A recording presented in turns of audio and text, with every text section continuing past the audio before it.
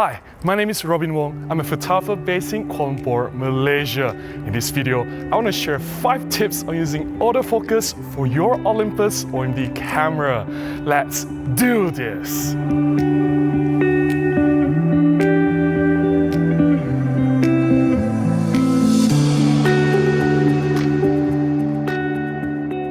I know I've shared some of these tips before, but I still get a lot of questions asking similar topics. So I thought I want to create a new video, go through some of the tips again, and maybe this will benefit some of the newer audience who have just discovered this channel.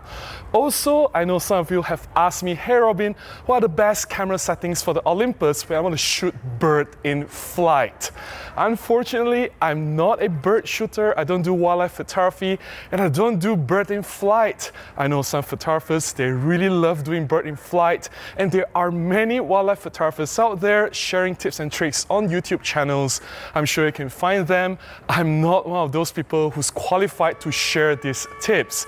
Having said all that, I believe these tips I'm about to share, autofocus for Olympus OM-D, they'll benefit some of you and they'll be very useful in some shooting scenarios.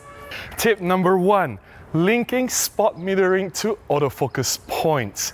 By default, the spot metering, if you're using spot metering, is fixed at the center of the screen. By default, as you can see, if you move the focusing point around, it does not affect the metering of the camera. The spot metering stays at the center of the screen. Now, to enable the link between the spot metering and the focusing point, what you have to do is go into Menu. Inside Menu, go to the gear icon. Inside the gear, go to E3. The position may be different depending on the cameras that you're using. This is the EM1 Mark III. Inside E3, here you can see the spot metering link with the focusing point. Let's see what it says. If you select the items, metering will be executed in the area of the autofocus target. So once you're in here, enable spot metering. Once this is enabled, you exit this. If I move around the focusing point, you can see that the metering changes depending on where the focusing point is at. You can see now the focusing point is a lot more sensitive. The spot metering is executed exactly where you point it on the screen. Tip number 2.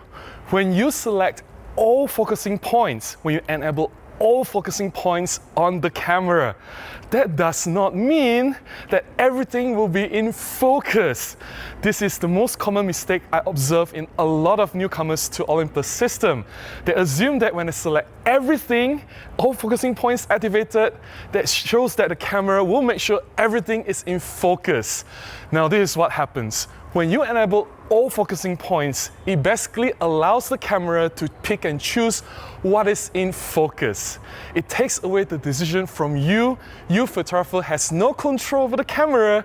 You pass over the authority to the camera to pick and choose what the camera wants to be in focus. And this can be very dangerous. Most of the time, the camera will pick the subject that is nearest to the camera to be in focus.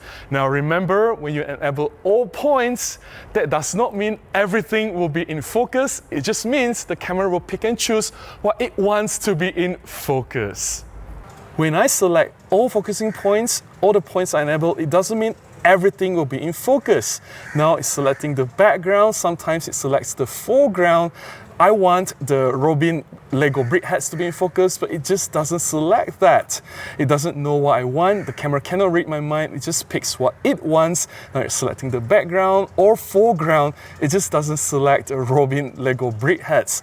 If I want the Lego Robin to be in focus, I have to select it myself. So I go to the small focusing point, move it to the Lego Robin, and I half press the shutter button and I got that in focus.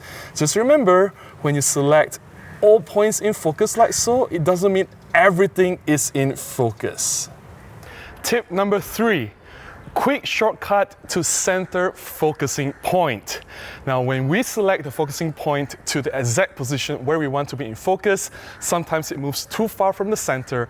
And when we see something else that you want to shoot, to move the focusing point back to the center, it takes a lot of effort. There are several ways for you to quickly move the focusing point back to the center. The first one is to press and hold the OK button. Once you're in the autofocus point selection screen, you can press and hold the OK button and the focusing point will quickly go back to the center. Now, pressing and holding will take some time. It is about maybe half a second. If you don't have that much time, if you want to quickly move the focusing point to the center, there's another quicker way, and this is something that I myself use all the time. I assign one of the customizable function buttons on the camera that I can quickly press to move the focusing point straight to the center. For me, sometimes when the focusing point strays too far, if I press and hold the OK button, it'll take some time for the focusing point to move to the center. And in a rush, if the thing's happening too quickly, I just want to press one of the shortcut buttons to quickly move the focusing point to the center. Now, I want to assign the AL and FL button here so that if I press it, it will move the focusing point to the center. How do I do that? Now, press the menu button, go to the gear icon, then go to B1, B for button, and go to button function, and I'll select the AL and FL button. Where is that? AL, FL there. Then I'll go to home position, right? You can select all the other functions that you want, but to enable this, you have to go to the home position. Where is that? There, HP means home position, right? Once this is enabled, let's say my focusing point strays far away, let's say I go all the way back there. If I press AL, FL button, it goes right, boom, right in the middle there. Tip number 4, for optimized low light focusing, use prime lenses with bright apertures.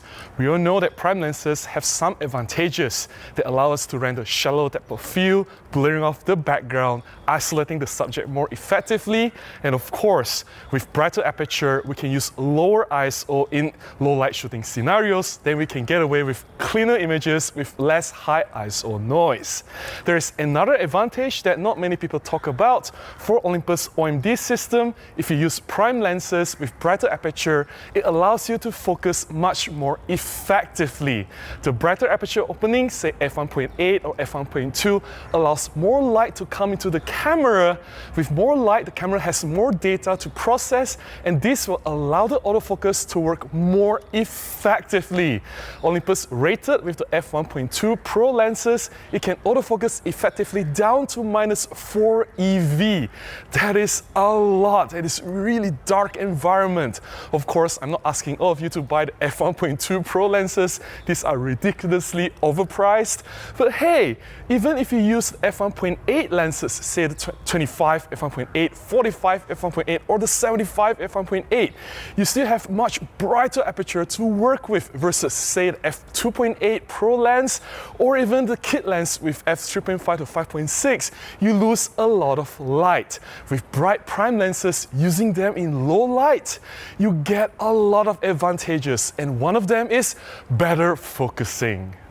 Tip number 5, touch shutter. This is one of my favorite Olympus features, which they have implemented so well in the OM-D cameras that I cannot live without it. Touch shutter simply means on the screen itself, you touch any point on the screen, at that point the camera will immediately focus and capture the image after that. It happens so fast, so instantaneously, there is almost no delay. This is something that I use for my street photography a lot. I see something that I want to capture, I point on the screen exactly where it is, say a face of a person or the eye of the person, the camera will immediately focus and capture that, and the hit rate is extremely high. In order to enable touch shutter, you have to look at the icon at the side here, at the left side, slightly lower from the center. If you change this icon, if it's the white color here, it means that the touchscreen is disabled. Then of course there is this touch but no shutter. So this will allow you to change the focusing point by just touching the screen.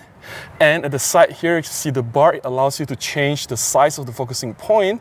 I usually go to the smaller one so that it's more accurate. And if you keep changing the touch screen options here, this is of course face detect. This particular one is the touch shutter. Now I don't really know how to describe this. You just have to look at the icon and recognize it and come to this icon, and you can touch anywhere on the screen. Let's say I want to touch the background. You see the background is in focus, and touch the one here on this Robin figure. Now you see it's in focus. See, it's really accurate, right? So you also have immediately captured the shot. So wherever you touch will be in focus. So I can just touch the background, touch a Robin, touch anywhere that I want. It will be in focus. So this is really, really amazing. Touch shutter, it really helps in street photography where you want instant reaction. You don't want to just half press the shutter button and then press all the way. You can just immediately touch and grab the shot, and you can see it responds immediately. That's all I have to share about my 5 autofocus tips for Olympus OM-D cameras. I hope you found some of this beneficial for your photography. If you do, please consider buying me a cup of coffee, or you can contribute directly to my PayPal. Links in the description below on how you can do that. Any small contribution goes a long way, will help me to continue making similar videos, share as much as I can here in this YouTube channel. Please also give me a thumbs up, comment, share and subscribe, and I'll definitely see you again in the next one. Until then, remember to go out and take more photographs. Bye-bye.